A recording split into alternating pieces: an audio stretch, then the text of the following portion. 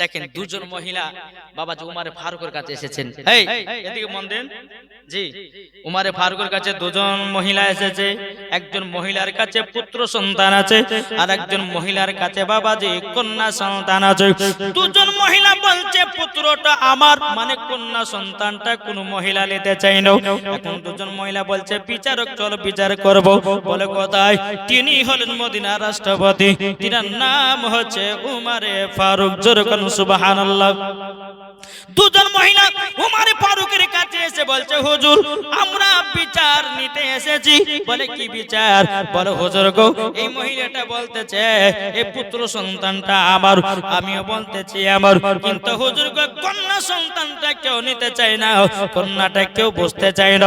কিন্তু উমারে ফারুক বলছো গো বোনেরা তোমরা এক কাজ করো, তোমরা এক কাজ করো, দুজন মহিলা দুই ঘরের ভিতরে চলে যাও, যাওয়ার পরে তোমাদের স্থান থেকে তোমরা এক নয় দু নয় 10 ফোঁটা করে দুধ বের করো। দুজন মহিলাকে দুই ঘরে ঢুকে দিলে, একটা করে হাতে বাটি দিলেন, বলে তুমি এই ঘরে যাও, আর এই মহিলাকে তুমি এই ঘরে যাও, দুজনের স্থান থেকে 10 ফোঁটা করে দুধ বের করো, আমার কাছে নিয়ে এসো। বাবাজি মুসলমান দুজন মহিলা ঘরের ভিতরে গেলেন, স্থান থেকে 10 ফোঁটা করে আপনার দুধ বের করলেন। এখন উমারে ফারুক কাছে জমা করলেন। বলে হুজুর সহি বিচার চাই। ওগো উমারে ফারুক আপনি নাকি কোরআন হাদিস করে বিচার করেন, আজকে আমরা দেখতে চাই আপনি কেমন বিচার করেন। এখন বাবাজি উমারে ফারুক বিচারটা সঠিক করার জন্য আবার কোরআন খুললেন। কোরআন খোলার পরে বাবাজি এখন আপনার ওজনটা মাপবে। এখন ওজন মাপতে গেলে তো আবার দাড়ি পাল্লার দরকার। বাবা সে সময়তে দাড়ি পাল্লা ছিল না। উমারে ফারুক কোরআন সাত করলেন। কোরআন সাত করার পর দাড়ি পাল্লা তৈরি করলেন। দাড়ি পাল্লা যখন তৈরি করা হলো, দুজন মহিলার স্তনে দুধ গোলাপ মাঝি দুই পাল্লাতে আপনার রাখা হলো। একটা হলো ভারী, একটা হলো পাতলাও। আপনার উমারে ফারুক বলছো গো মহিলা যার ডান দিকে ছিল এই মহিলা বলতেছে, বলে হুজুর ওটা আমার। বলে এই দুধটা হলো পাতলাও, তোমার কাছে রাখো। বাম দিকে যেটা ছিল বলে দুধটা হলো গাঢ়, তোমার দিকে রাখো। এখন উমারে ফারুক বলতেছে মহিলা আমি সঠিক বিচার দিতেছি, দেখো যার দুধ হবে পাতলা তার হবে কন্যা সন্তান, আপনার কিনা কন্যা সন্তান। যার দুধ হবে গাঢ় সে পাবে পুত্র সন্তান। জোরে কন্যা সুবহানাল্লাহ। বাবাজি যার বাবা কন্যা সন্তান ছিল সে বলতেছে হুজুর এটা আমার পুত্র সন্তান নয়, যার কাছে কন্যা ছিল ওটা হচ্ছে পুত্র, আর কন্যাটা হলো বাম দিকের মেয়েটার। কিন্তু বলে হুজুর গো আমার পুত্রর প্রতি বেশি লোভ, কন্যার প্রতি লোভ নাই। হুজুর গো আপনার কাছে আসার পরে বুঝে গেছি যে উমারে ফারুক কোরআন হাদিস কুলে কুলে সঠিক বিচার করে। এরই নাম হলো বাবা উমারে ফারুক। জোরে বলুন সুবহানাল্লাহ। সেই উমারে ফারুক নবীকে বলছে নবী গো আপনাকে কে কি বলেছে বলুন, আমি তার গর্দান কেটে জমিনে ফেলিয়ে দেব। আমার নবী মুস্তাফা বাবা কথা বলতে যেন আমার নবী মুস্তাফা দুই চোখের বাবা পানি মুবারক করে জড়িয়ে জড়িয়ে কান্না করতেছে। বাবা হযরত আবু বকর সিদ্দিক বলছে নবী গো ও গো দয়াল নবীজি কে আপনাকে কি বলেছে আমাদেরকে একটুখানি বলুন। নবী আমার কথা বলছেন না। হযরত আবু তালহা বলছে নবী গো আপনার কি হয়েছে বলুন না। আমার নবী মুস্তাফা কোন সাহাবীর সঙ্গে কথা বলে না বাবা। হযরত জুবাইর বলছে বলে নবী গো আপনার কি হয়েছে বলুন না, আপনি এত কান্না করছেন কেন। আমার নবী মুস্তাফা কোন সাহাবীর সঙ্গে কথা বলে না। আমার নবী বলছে গো সাহাবীরা তবে শুনো গো, আমার চোখের পানি যদি বন্ধ কেউ যদি করতে পারে আমার জামাই উসমান গনি ছাড়া কেউ পারবে না। এটা জোর হবে না সুবহানাল্লাহ। উসমান গনিকে খবর দাও। উসমান গনিকে খবর দিলেন, টুকটু টুকটু করে নবীর দরবারে হাজির হলেন। ইয়া রাসূলুল্লাহ ইয়া হাবিবাল্লাহ নবী গো আপনি এত কান্না করছেন কেন গো নবীজি। আমার নবী বলছে গো উসমান গনি তুমি হচ্ছে আমার জামাই, আল্লাহ পাক আল্লাহ তাআলা তোমাকে ধন দৌলতের মালিক বানিয়েছে, টাকা পয়সার মালিক বানিয়েছে। এ উসমান গনি তুমি যদি আমার চোখের পানি বন্ধ করতে চাও, ওই যে রাস্তা দিয়ে আসছিলাম একটা রাস্তাতে খেজুরের কাছে দুটো বাচ্চা বাঁধা আছে, ততক্ষণ পর্যন্ত ওই বাচ্চা দুটোকে না নিয়ে আসবে আমার নবী বলছে গো ওসমান গনি আমার চোখের পানি বন্ধ হবে না। জোরে বলেন না সুবহানাল্লাহ। মোহাব্বত কাকে বলে দেখেন জি, আমরা শুধু টাকা পয়সা জমি জায়গায় চিনলাম, নবীর মোহাব্বত চিনলাম না। কি গো আমার কথা কি বুঝতে পারছেন বাপ? একটু হ্যাঁ কিনা বলেন না জি। এখন ওসমান গনি তিনি কি করলেন, ইনি কে নবীজি? তিনি হচ্ছে বাবাজি নবী মুস্তাফার জামাই। আমার নবী মুস্তাফার দুই কন্যার সঙ্গে বিয়ে দিয়েছিলেন হযরত ওসমান গনির সাথে, তার জন্য তিনার টাইটেল হয়েছে হযরত ওসমান জুন নূরাইন। যেরকম সুবহানাল্লাহ। এখন টুকটুক করে ওসমান গনি ইহুদির কাছে গেছে, এই ইহুদি তুমি নাকি একটা খেজুরের গাছে দুটো বাচ্চাকে বেঁধে রেখেছো? বলে হ্যাঁ। ওসমান গনি বলতে বলো খেজুরের গাছের দাম কটা গালি বাও? ইহুদি বলতেছে আমি খেজুরের গাছ বিক্রি করব না। বলে কেন করবে না? বলে করব না। এখন আবার ওসমান গনি বলতেছে ইহুদি তোমাকে খেজুরের গাছ বিক্রি করতে হবে। ইহুদি বলে করব না। আবার ওসমান গনি বলছে করতে হবে। এখন ওসমান গনি বলছে আরে ইহুদি রে, একটা খেজুরের গাছের পরিবর্তে তুই যা চাবি তোকে তাই দিয়ে দেব। এখন ইহুদির লোভ হয়ে গেছে। ওসমান গনি একটা জমি ছিল 100 বিঘা জমির দাগ বাবা, ওই 100 বিঘা জমির ভিতরে বাবা অনেক খেজুরের গাছ লাগা ছিল। এখন ইহুদিটা বলছে আরে ও ওসমান গনি তোমার 100 বিঘা জমির দাগ আছে, যেই জমিতে খেজুরের গাছ লাগা আছে সমস্ত খেজুরের গাছ আমাকে দিতে হবে। একটা খেজুর গাছ লাগার কারণে ওসমান গনি বলছে আরে ইহুদি যা যাও আমি তোকে সেটাই দিয়ে দিলাম, সেটাই দিয়ে দিলাম। ইহুদি বলছো ওসমান গনি গো কি ব্যাপার? একবার বলতে তুমি 100 বিঘা জমির ভিতরে যত খেজুর গাছ ছিল সব খেজুর গাছ আমাকে দিলা কেন? তখন বাবা ওসমান গনি বলতেছে ওরে ইহুদি রে, ইহুদি তোরা তো নবীর মোহাব্বত বুঝিস না, তোরা তো নবীর ভালোবাসা বুঝিস না, তোরা তো নবীকে চিনিস না। আরে শোনো রে, আমার জমি জায়গা টাকা পয়সা খেজুরের বাগান থেকে আমার নবী মুস্তাফার চোখ মুবারকের পানির দাম বেশি। জোরে হবে না সুবহানাল্লাহ। এখন 100 বিঘা জমির ভিতরে যতগুলো খেজুরের গাছ ছিল সব খেজুর গাছ ইহুদিকে দিল একটা খেজুরের গাছ কেনার জন্য। এটা জোরে হবে না সুবহানাল্লাহ। আমরা হলাম করতে কি করতে? আমরা তো এমনি তো বলি যে ভাই মাদ্রাসা পাঁচাটা দেন, তো কেউ নাই।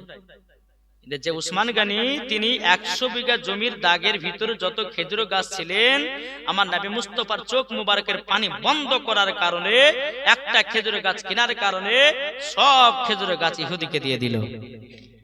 এখন বাবাজি মুসলমান ওসমান গনি রাদিয়াল্লাহু তাআলা তিনি দোনো বাচ্চাকে নিয়ে বাবা টুক টুক টুক টুক করে আমার নবী মুস্তাফার কাছে গেলেন। যাওয়ার পরে বলে ইয়া রাসূলুল্লাহ ইয়া হাবিবাল্লাহ নবী গো এই দেখেন আপনার কাছে বাচ্চা দুটো আমি হাজির করে দিলাম। আমার নবী মুস্তাফা বলতে গো ওসমান গনি আমি জানতাম গো এই কাজ আমার ওসমান গনি ছাড়া কেউ পারবে না। জোরে বলেন। এখন বাচ্চা দুটোকে নবীজির সম্মুখে বসিয়েছে। আমার নবী মুস্তাফা দুই চোখের পানি ঝরা ঝরা কান্না করতেছে। বাচ্চা দুটো বলছে নবী গো আপনি এত কান্না করবেন না গো নবী। আমার নবী বলছে গো বাচ্চারা গো তোমরা কতদিন ধরে খাও নাই? বাচ্চা দুটোকে দেখে বলছে নবী গো আমার আব্বা এত গরিব গো নবী, আমাদেরকে ঠিক মতো দুই বেলা আমরা খাবার খেতে পাই না নবী গো, 7 দিন ধরে অনাহারাজি। আমার নবী বলছে ওসমান গনি যাও তোমার খেজুরের বাগান থেকে এক ঝুড়ি খেজুর এনে দাও, আমি বাচ্চা দুটোকে খেজুর খাওয়াতে চাই। ওসমান গনি গেলেন এক ঝুড়ি খেজুর নিয়ে আসলেন। আমার নবী মুস্তাফা একটা করে খেজুর তুলছে বাবা, আর দোনো বাচ্চাকে একটা একটা করে খেজুর খাওয়াতেছে। আর বাচ্চা দুটো দুই চোখের পানি জড়ায়া কান্না করতে লেগেছে। আমার নবী বলছে গো বাচ্চারা তোমরা কান্না করছো কেন? তোমাদের সম্মুখে এক ঝুড়ি খেজুর এনে দিয়েছে, তোমরা পেট ভরে খাও।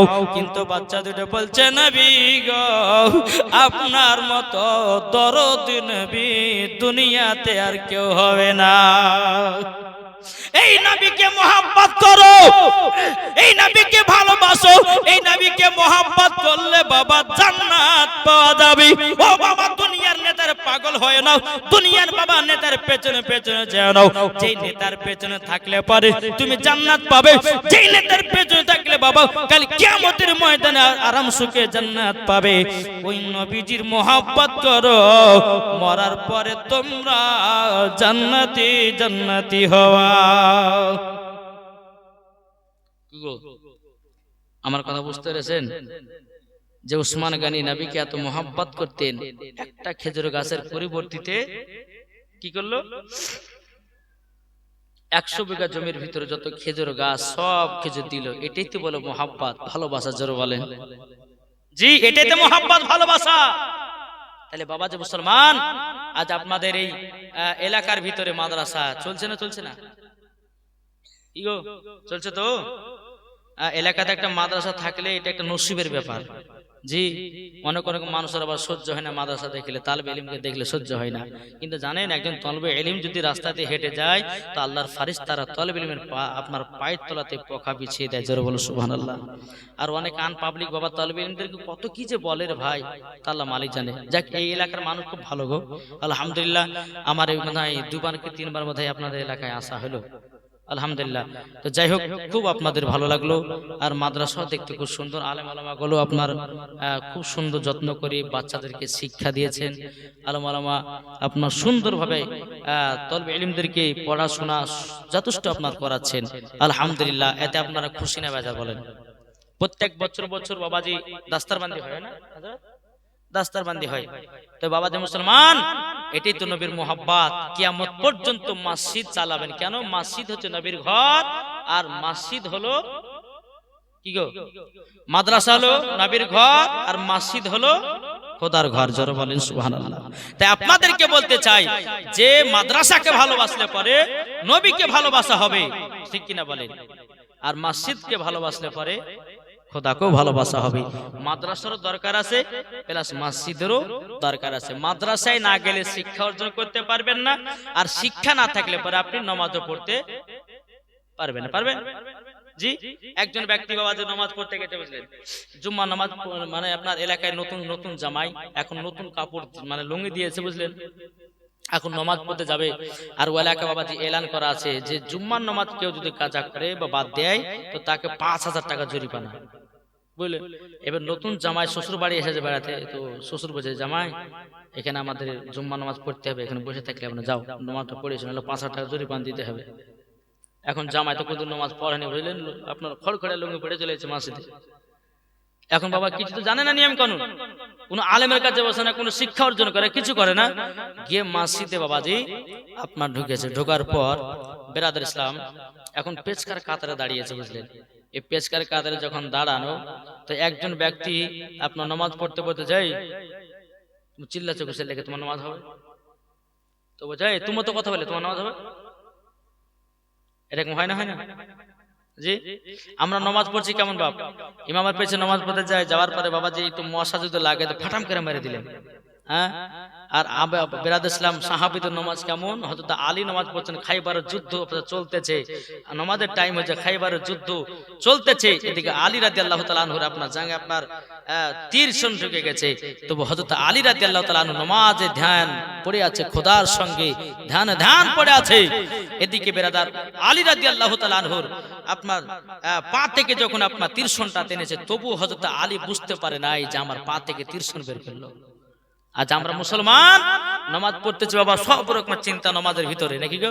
হ্যাঁ, 5টা কুটুম বসেছে, তো মনে মনে ভাবছে, আরে হ্যাঁ 4000 টাকা পুরো মানে 4টা কুটুম এসেছে, এই নামাজের ভিতরে গণনা চলছে, তাহলে আমাদের নামাজ হবে কি করে ভাব? হ্যাঁ, আমরা নামাজ পড়ছি, মাঠে গেছি বেড়াতে, কার ভেস শাক আপনার বুটের শাক দেখেছি, 2 মুঠ ছেলে এসে বাড়িতে রান্না করে খাচ্ছে। আল্লাহ বলছে, শোনো, অন্য জমির ভিড়ে যদি কেউ যদি শাক মাক চুরি করে লেসা খাও, তোমার 40 দিনে ইবাদত বন্ধ হয়ে যাবে। আমরা মুসলমান কোনটা মানছি গো? রাস্তাতে চলছি, আম দেখেছি, আমকে পাড়ে ভরে নিলাম ব্যাগের ভিতরে, আছে না নাই? বাবা তো মুসলমান। যাই হোক, একবার দুরূদ শরীফ পাঠ করুন। আল্লাহুম্মা আলা সাইয়্যিদিনা মাওলানা মুহাম্মদ ওয়া আলা আলি সাইয়্যিদিনা মাওলানা মুহাম্মদ মুহাম্মদ সাল্লাল্লাহু তাআলা আলাইহি সাল্লাম। বাবাজি মুসলমান ভাইরাও, এই সোনা মানিকেরাও, তা আপনাদেরকে বলতে চাইলাম বাবা, নবীকে মহব্বত করো, মরার পরে তোমরা জান্নাতি, মরার পরে তোমরা জান্নাতি। জোরে বলেন না সুবহানাল্লাহ। এই বাবাজি মুসলমান ভাইরাও, আমাদের সামনে রমজান মাস আসতেছে বাবা। আচ্ছা বলুন, আমাদের রোজা রাখতে হবে কি হবে না বাবা? আর রমজান মাস আসলে কিছু মুরব্বির মানুষের কথা চলে আসে, বলে হুজুর পেটে গ্যাস, পেটে অম্বল, তার জন্য রোজা রাখতে পারি না। বলে আমার সুগার, তার জন্য রোজা রাখতে পারি না। কিন্তু বাবাজি মুসলমান ভাইরাও, এই সোনা মানিকেরাও, এই পবিত্র রমজান মাসে কেউ যদি বাবা 30টা রোজা রাখে, আমার আল্লাহ বলছে ওই বান্দার শরীরের যাকাত দিয়ে গেল। জোরে বলেন, আমার আল্লাহ বলছি প্রথম রোজা আপনার কিনা চালু হয়, দ্বিতীয় রোজা চালু হয়, 3 নম্বর রোজা যখন চালু হয়, আমার আল্লাহ পাক আল্লাহ তাআলা বলতেছে ওই বান্দার প্রতি ফেরেশতারা আল্লাহর কাছে দোয়া করে। আমার আল্লাহ বলছে রমজান মাস আসলে পরে বাবা জাহান্নামের গেট বন্ধ করা হয়, বাবাজি জান্নাতের গেট গুলো আপনার খুলে দেওয়া হয়, শয়তানকে জিনজির দিয়ে বাঁধা হয়। আমার আল্লাহ বলছে গো আমার বান্দা বান্দিরাও, পবিত্র রমজান মাসে যদি নেকি করতে চাও, ফজর নামাজের পর সূরা ইয়াসিন তেলাওয়াত করো। একটা খতম সূরা ইয়াসিন একবার যদি পড়েন, আমার নবীজি বলেছেন 10টা খতমের সওয়াব পাওয়া যাবে। জোরে বলুন না সুবহানাল্লাহ। আপনাদেরকে বলতে চাই, এখন থেকে নিয়ত করুন আল্লাহ নামাজ পড়বো, তারাবির নামাজ পড়বো এবং কিনা 5 ওয়াক্ত নামাজ পড়বো। সামনে রমজান মাস আসতেছে, আমরা রোজা রাখবো। আল্লাহ বলতে চায় ফেরেশতা দেখো আমার বান্দা বান্দিরা নিয়ত করে নিয়েছে, এখন থেকে যে রোজা রাখবে, ওই বান্দা যদি মারা যায়, আমার আল্লাহ বলতেছে বিনা হিসাবে তাকে জান্নাতে দেওয়া হবে। একজন আল্লাহর নেক বান্দা ছিলেন, তার নাম হচ্ছে ফরিদ, হযরতে ফরিদ। ইনার বিবি 5 ওয়াক্ত নামাজ পড়তেন, ইনার বিবি পর্দা করতেন, ইনার বিবি বাবা তাহাজ্জুদের নামাজ পড়তেন, কোনো মিথ্যা কথা বলতো না। আরে ফরিদ রোজার 1 মাস আগে থেকে বিবিকে সিঙ্গেল দিতে, ভাই বিবি সামনে রমজান মাস আসছে, রোজা করতে হবে। বলে স্বামী গো, আমি তো আগে থেকে নিয়ত করেছি যে পবিত্র রমজান মাস আসলে আমি রোজা করব। জোরে বলো সুবহানাল্লাহ। এ ফরিদ বলছে বিবি তুমি জানো আমার কারাকীর্তি, আমি 1 বছর আগে থেকে নিয়ত করি যে আমি পবিত্র রমজান মাসে রোজা রাখবো। বলে কেমন করে? বলে শোনো, আমি যে কাজগুলো করি, আমার যদি দিনে 500 টাকা ইনকাম হয়, তো 100 টাকা আমি রোজা রমজান মাসের জন্য রেখে দিই। রমজান মাসে কোনো কাজ করব না, শুধু আল্লাহর ইবাদত করব আর পবিত্র রমজান মাসে রোজাগুলি রাখবো। জোরে বলো সুবহানাল্লাহ। জি হযরতে ফরিদ বলতেছে, ও বিবি তবে শোনো, তোমাকে একটাই কথা বলে দি। বলো স্বামী গো কি কথা বলবেন? বলো গো আমার স্বামী কি কথা বলবেন বলুন। হযরতে ফরিদ বলতেছে, বলো গো আমার বিবি, আমি আগে থেকে নিয়ত করেছি ও বিবি পবিত্র রমজান মাসে রোজা রাখবো। তবে শুনে রেখে দাও, শুনে রেখে দাও, আমার আল্লাহ পাক আল্লাহ তাআলা বলতেছে, ও বিবি আমার আল্লাহ বলেছে পবিত্র রমজান মাসে কেউ যদি আগে থেকে নিয়ত করে নেয়, আমার আল্লাহ বলতেছেন মরার পরে তাকে জান্নাতে দেওয়া হবে। জোরে বলুন না সুবহানাল্লাহ। কিন্তু ফরিদের বিবি বাবা নামাজ পড়তো, রোজা করতো, হজ করতো, যাকাত দিত, বাবা তাহাজ্জুদের নামাজ পড়তো, সব কিছু করতো বাবা। কিন্তু ফরিদের বিবি আপনার কিনা স্বামীর সঙ্গে আপনার খিচখিচ করে আপনার কথা বলতো, স্বামীকে দেখতে পারতো না, স্বামীর সাথে ভালোবাসা ছিল না। বাবাজি মুসলমান ভাইরাও, একদিন দুদিন 3 দিন বাবা আপনার চলে যায়, বাবাজি ফরিদের বিবি দুনিয়া থেকে বিদায় নিল। বিদায় নেওয়ার পর গ্রামের মানুষেরা বলল, আল্লাহ গো এত সুন্দর মহিলা, যেই মহিলা পর্দাতে ছিল, যেই মহিলা নামাজ পড়তো, যেই মহিলা রোজা করতো, যেই মহিলা সব রকমের ভালো কাজ করতো, এই মহিলা দুনিয়া থেকে বিদায় নিল। হযরতে ফরিদ তিনি বাবা 2 চোখের পানি ঝরা কান্না করে, আল্লাহ গো আমার এত মহব্বতের বিবি, আল্লাহ আমার বিবি আমার সাথে মহব্বত করে নিতে কি হয়েছে? কিন্তু ফরিদ বলছে, আল্লাহ গো আমার বিবিকে আমি তো মহব্বত করেছি। বাবাজি মুসলমান ভাইরাও, সমস্ত গ্রামের মানুষেরা জানাজার নামাজ নামাজ আপনার পড়ে নিলেন। পড়ে নেওয়ার পর সে মহিলাকে কবরে দাফন করা হলো। দাফন করার পর বাবাজি হযরত ফরিদ এশার নামাজের পর তাহাজ্জুদ নামাজ পড়া শুরু করেছেন। যে নামাজে আপনার তাহাজ্জুদ পড়তে পড়তে আপনার যায় নামাজে শুয়ে গেছে। আল্লাহ পাক আল্লাহ তাআলা ফরিদকে বলছো, ফরিদ তোমার বিবি নামাজ রোজা হজ যাকাত সব করতো, কিন্তু তোমার বিবিকে জাহান্নামে দেওয়া হবে। আল্লাহ স্বপ্ন তো বলতেছে কাকে কাকে গো?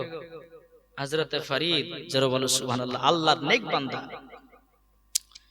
সকাল হলো, চিন্তিত যে আল্লাহ আমার বিবি নামাজ রোজা পর্দা সবই করতো, আবার জাহান্নামে যাবে কিসের জন্য? একদিন চলে গেল, কিন্তু হযরতে ফরিদ প্রত্যেকদিন আপনার ফজর নামাজের পর বিবির কবরের কাছে যে চোখের পানি ঝরিয়ে ঝরিয়ে কান্না করে, আল্লাহ গো যেই বিবি আমার এত মহব্বতের বিবি ছিল, সেই বিবি আমাকে আজ ছেড়ে চলে গেল। বাবাজি এইরকম কি আপনার ফজর নামাজের পর কবরের কাছে আপনার কান্না করতো, কবর খান জিয়ারত করতো। বাবা একদিন চলে গেল, দ্বিতীয় রাত্রিতে আমার আল্লাহ পাক আল্লাহ তাআলা বলছো, গো ফরিদ তোমার বিবিকে জাহান্নামে যেতে হবে। বিরাদর ইসলাম মুআদ্দাস সামানিকেরাও, এ সোনা মানিকেরাও, মানুষজনকে অনেক খাওয়াচ্ছে, অনেক বাবাজি আপনার দোয়া খার করতেছি, তবু বাবা একই স্বপ্ন দেখে যায়, স্বপ্ন দেখে যায়। বিরাদর ইসলাম মুআদ্দাস সামানিকেরাও, এ সোনা মানিকেরাও, ওগো আমার আব্বাজি মুসলমান ভাইরাও, হযরতে ফরিদ আল্লাহর কাছে কেঁদে কেঁদে দোয়া করি, আল্লাহ গো আমার বিবি তো কোনো খারাপ কাজ করে না, তাহলে আমার বিবিকে কেন জাহান্নামে দেওয়া হবে? বাবাজি মুসলমান ভাইরাও, আবার ফরিদ আপনার তাহাজ্জুদের নামাজ পড়ে বিছানায় ঘুমিয়ে গেল। আমার আল্লাহ বলছে, ফরিদ তোমার বিবি সবই করত, কিন্তু ফরিদ গো তোমার বিবি অন্তর থেকে তোমাকে মহব্বত করতো না, সব সময় খিচখিচ করে তোমার সঙ্গে ঝগড়া করতো, সব সময় তোমাকে দেখভাল করতে পারতো না। সেই কারণের জন্য তোমার বিবিকে জাহান্নামে দেওয়া হবে। তার নামাজও কবুল হয়নি, তার রোজাও কবুল হয়নি, তার পর্দাও কবুল হয়নি, তার হজ যাকাত কিছু আপনার কবুল হয় না। হযরতে ফরিদ সকাল বেলাতে উঠে বলছে, আল্লাহ গো আমার বিবি আমার মহব্বত না করার কারণে জাহান্নামে যাবে। আমি স্বামী হয়ে এটা চাই না, আমি স্বামী হয়ে এটা চাই না। বাবা হযরতে ফরিদ সব সময় আল্লাহর কাছে দোয়া করে, আল্লাহ গো কি এমন কাজ করলে পরে আমার বিবি জান্নাতি হবে? হবে না? সুবহানাল্লাহ। হযরত ফরিদ 3 নম্বর রাত্রিতে যখন আরাম করতেছেন, আল্লাহ পাক আল্লাহ তাআলা স্বপ্নতে বলতেছে, ফরিদ তোমার বিবিকে যদি জান্নাতি বানাতে চাও, পবিত্র রমজান মাসে 60 জনকে ইফতার করাতে হবে। জোরে বলো, এটা জোরে হবে না? সুবহানাল্লাহ। পবিত্র রমজান মাসে 60 জনকে ইফতার করাতে হবে। বাবাজি মুসলমান ভাইয়েরা, সুরামানিকেরাও, আপনাদেরকে বলে যায়, পবিত্র রমজান মাসে কোন রোজাদার মানুষকে যদি 1 গ্লাস যদি পানি পান করান, আমার নবীজি বলেছে কাল কিয়ামতের ময়দানে তাকে হাউজে কাউসারের পানি পান করানো হবে। জোরে বলুন না সুবহানাল্লাহ। হযরত ফরিদ তিনি আপনার কি করেছেন, পবিত্র রমজান মাস যখন আসলো, আসার পরে বাবাজি 1 রমজান চলে গেল, 2 রমজান চলে গেল, 3 রমজানে 60 জনকে বাবা দাওয়াত করেছে। বলো গো ভাইরা, তোমরা সকলে আমার বাড়িতে ইফতার করতে আসবাও। আমি তোমাদের সকলকে দাওয়াত করলাম। বিরাদর ইসলাম মুআদ্দাস সামানিকেরাও, হযরত ফরিদ তিনি আপনার কি করেছেন, দাওয়াত করার পর সকলকে ইফতার করার আয়োজন করেছে। বাবা এখন ইফতার করাটা হয়ে গেল, এখন ফরিদ বলতেছে, গো আমার ভাইরাও, তবে শোনো গো, তোমাদেরকে ইফতার করার একটা হলো নিয়ত। আমার বিবি যে অন্ধকার কবরে চলে গেছে, আমার বিবির জন্য দোয়া করে দাও, আমার বিবি যেন জান্নাতি হয়ে যায়। জোরে বলেন। এখন গ্রামের মানুষেরা বলছে, এ ফরিদ তোমার বিবি তো ঘরে পর্দা থাকতো, তোমার বিবি তো নামাজ পড়তো, তোমার বিবি তো কোরআন পড়তো, তোমার বিবি তো ভালো কাজ করতো, তবু আমার কাছে এত দোয়া চাইছো কেন? সমস্ত রোজাদার মানুষদের কাছে দোয়া চাইছো কেন? ফরিদ বলছো, গো ভাইরা গো, আমার বিবি সব করেছে, একটার জন্য জান্নাতে জান্নাতে যেতে পারছে না। বলে কিসের কারণে? বলে আমার স্ত্রী আমাকে সব সময়তে মোহাব্বতের কথা বলতো না, আমার সঙ্গে সব সময় ঝগড়া করতো, আমাকে দিল থেকে ভালোবাসতো না। তারই জন্য ভালোবাসা মোহাব্বত না করার কারণে, আমার সঙ্গে ঝামেলা ঝঞ্ঝট করার কারণে, দুঃখ দেওয়ার কারণে আমার বিবি জান্নাতে যেতে পারছে না। তারই জন্য তোমাদেরকে ইফতার করিয়া আমার বিবিকে জান্নাতি বানাতে যায়। জোরে বলেন না সুবহানাল্লাহ। এ বাবাজি মুসলমান, এ সোনা মানিকেরা, আপনাদেরকে বলতে চাই রে বাবা, সমস্ত রোজাদার মানুষ যখন আল্লাহর দরবারে দোয়া করলে, আল্লাহ গো ফরিদের বিবিকে জান্নাতি বানিয়ে দাও, ফরিদের বিবিকে জান্নাতি বানিয়ে দাও। বেরাদর ইসলাম মুআদ্দাস মানিকেরাও যেরকম ভাবে দোয়া করলেন, হযরতে ফরিদ তারাবির নামাজ পড়ার পর বাবাজি তাহাজ্জুদ নামাজে আপনার মাশগুল হয়ে গেলেন। তাহাজ্জুদ নামাজ পড়তে পড়তে আপনার যায় নামাজে ঘুমায়া গেল। আল্লাহ বলছো গো ফরিদ, ফরিদ তোমার বিবিকে জান্নাতি বানায়া নিয়েছে। এটা জোর হবে না সুবহানাল্লাহ? জান্নাতি বানায় নিয়েছে, জান্নাতি বানায় নিয়েছে। বাবাজি মুসলমান ভাইরাও, এ সোনা মানিকেরাও, যখন বাবাজি কথা বলেন হযরতে ফরিদ আল্লাহর কাছে আপনার শুকরিয়া আদায় করলে, বলে আল্লাহ আমার বিবি জান্নাতি, আমার দিলটা খুশ হয়ে গেল। আমি তাই মায়েদেরকে বলতে চাই গো মা, নামাজ পড়ো, রোজা করো, হজ যাকাত সবই করো, আগে স্বামীর মোহাব্বতের দরকার আছে না নাই? মোহাব্বতের দরকার আছে। ওগো মা, যেটুকু স্বামীর সঙ্গে কথা বলবেন একটু ভাবনা চিন্তা করে কথা বলবেন। কোন যদি স্ত্রী স্বামীকে দুঃখ দিয়ে যদি কথা বলে দেয়, আর ওই স্বামীর চোখ দিয়ে যদি পানি বাড়িয়ে যায়, আল্লাহর আরশে পর্যন্ত কেঁপে যায়। তাই মায়েদেরকে বলি, ও মা, কেন স্বামী স্ত্রীর মধ্যে ভালোবাসা মোহাব্বত রাখবেন? স্বামী স্ত্রীর মধ্যে আপনার মোহাব্বত রাখলে আমার আল্লাহ পাক আল্লাহ তাআলা বলতেছেন, ওই বাণীতে আল্লাহ রহমত বর্ষিত হয়। জোরে বলুন না সুবহানাল্লাহ। অনেক মা বোনদেরকে দেখা যায় বলে, বলে হ্যাঁ গো, তোমাকে বিয়ে করে আমি শান্তি পেলাম না, তোমাকে বিয়ে করে আমি কষ্ট থাকলাম। ও মা, এই কথা কখনো ব্যবহার করবেন না। এই মহিলা, যে মহিলা গেল, বাবাজি যদি স্বামীকে তিনটা কথা সব সময় যদি বলে, ওই মহিলা মরার পরে জাহান্নামে যেতে হবে। কি গো, বুঝতে পারছেন তো? জি, এই মা খালা, আপনাদেরকে বলতে চাই, স্বামীকে তিনটা কথা কখনো বলতে যাবেন না। এক নম্বর হচ্ছে, বলে স্বামী গো, আপনাকে বিয়ে করে আমি কোনো শান্তি পেলাম না। এই কথা বলা মাত্র আমার আল্লাহ পর্যন্ত আপনার নারাজ হয়ে যায়। খবরদার এই কথা কখনো বলবেন না। আর একটা মহিলারা এরকম কথা বলে, তোমার মতন ছেলেকে আমি বলে বিয়ে করেছি, অন্য মহিলা হলে বিয়ে করতে। এ কথা বলে না? বলে কি বলে না? এই কথা যে মহিলা বলবে, আল্লাহর আরশ পর্যন্ত কেঁপে যায়। তিন নম্বর, কোন স্ত্রী যদি স্বামীকে যদি বলে, স্বামী গো, ও স্বামী, আপনি এটা করে বেড়াচ্ছেন, সেটা করে বেড়াচ্ছেন, যদি সন্দেহর চোখে যদি দেখে, তো ওই মহিলাকে মরার পর জাহান্নামে যেতে হবে। বুঝতে পারছেন কিছু? আর আমি একটা কথা বলি, শুধু মায়েদের দোষ দিলে হবে না, কিছু কিছু স্বামীরও দোষ আছে, কি নাই? কি আছে না নাই?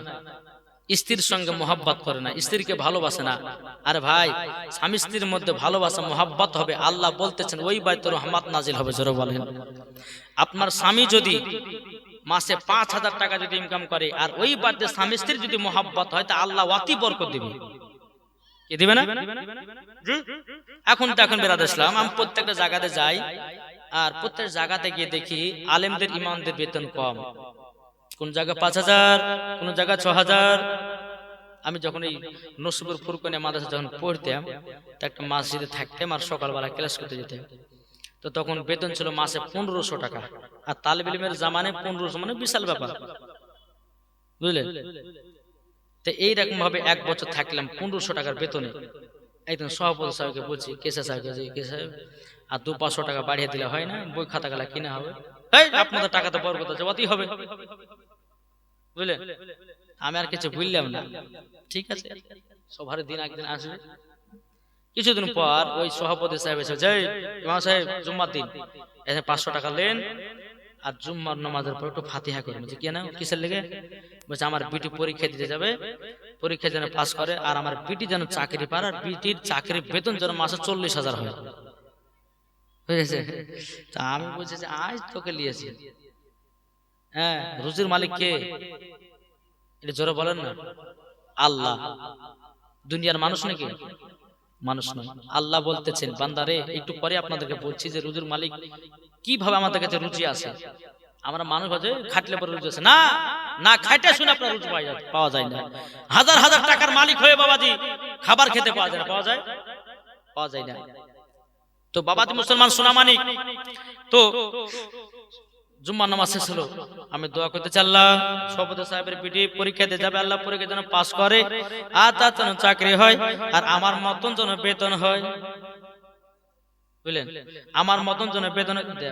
দোয়াটা আছে এই মাসে আপনি কি বলেন? একটা কথা বলে কি বলে, কি বলবো? আপনি বলেছেন যে আমাদের টাকাতে বরকত আছে, আমার টাকাটা আপনার বিটিকে দেবো, আপনার বিটির টাকাটা আমি দেবো, কত বরকত আছে তাই দেখবো নাকি গো? অনেক মানুষ বলে থাকে যে ইমামদের টাকাতে বরকত আছে, বরকত আছে। ভাই বরকত থাকলেও পরে প্রত্যেকটা আনপাবলিককে দেখার দরকার যে আলেম ওলামাদের সে টাকাতে সংসার চলছে কি চলছে না। কি গো ঠিক না? জি, একটা মসজিদের ইমাম আপনার সেই গেছিলাম কলকাতা থেকে, তো মাসে 3,000 টাকা বেতন দেয়। জালসা করতে গিয়ে হাত খান ধরে ঘরের ভিতর বসলাম, তো ঘরের ভিতর ধরে বলছে হুজুর একটা কথা বলবেন। বলে কি হয়েছে? এবার আমার বাড়িতে 3টে বিটি, 2টে বেটা, একটা বিটিকে পড়াই আপনার মাদ্রাসায়, আর 2টে বেটাকে আপনার স্কুলে পড়াই, তো বেটাদের ঠিক মতন আমি বেতন দিতে পারি না মাস্টারদেরকে, একটু বলেন না হুজুর তাদেরকে যেন আমার একটু বেতনটা বাড়িয়ে দেয়। বেচাটা কানতে লাগলো হাত ধরে। আমি জালসায় উঠলাম, 1 ঘন্টা ওয়াজ করলাম, কমিটিটা একটু ভালো ছিল, তো বাজে 2-3টা মানুষের কারণে ইমামের বেতন 3,000 টাকা পড়েছিল। আমি বললাম যে ভাই, ইমাম সাহেবকে পাশে নিলাম, নেওয়ার পরে বলছে শুনে ভাই, আচ্ছা বলেন ইমাম সাহেবের হাতে জোড়া আছে না নাই? কি গো হাতে জোড়া আছে না নাই? আচ্ছা ওই ইমাম সাহেব যদি আপনার বিদেশে যদি রাজমিস্ত্রি খাই দেয়, মাসে কত টাকা ইনকাম করবে? কত করবে একটু বলেন না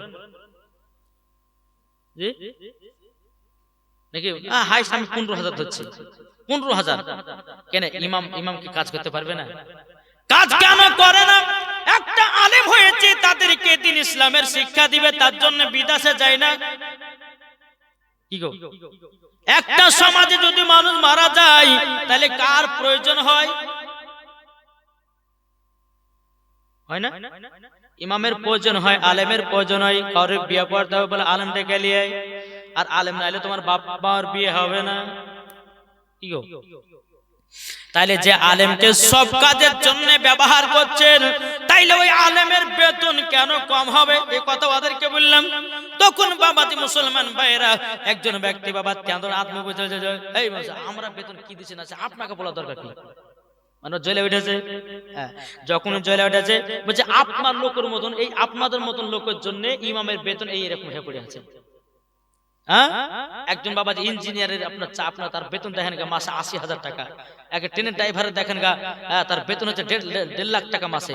ইঞ্জিনিয়ারের বেতন দেখেন গা মাসে 1 লাখ টাকা। তাহলে বাবাজি এই আয় দুনিয়ার সব থেকে মেন চাকরি হচ্ছে 5 ওয়াক্ত নামাজ। আর যে 5 ওয়াক্ত নামাজ সঠিক ভাবে পড়ে তার যদি বেতন 5,000 টাকা হয় তাহলে কি করে হবে? কি আমার কথা কি বুঝতে পারছেন বাবা? আমি হক কথা বলছি বাবা। হ্যাঁ আমি একদিন ইমাম ছিলাম, ইমাম থাকা কত জ্বালা সেটা একমাত্র আলেম ওলামাই জানে। জি তো বাবা মুসলমান, তাই আপনাদেরকে বলতে চাই ইমামদেরকে মহব্বত করবেন।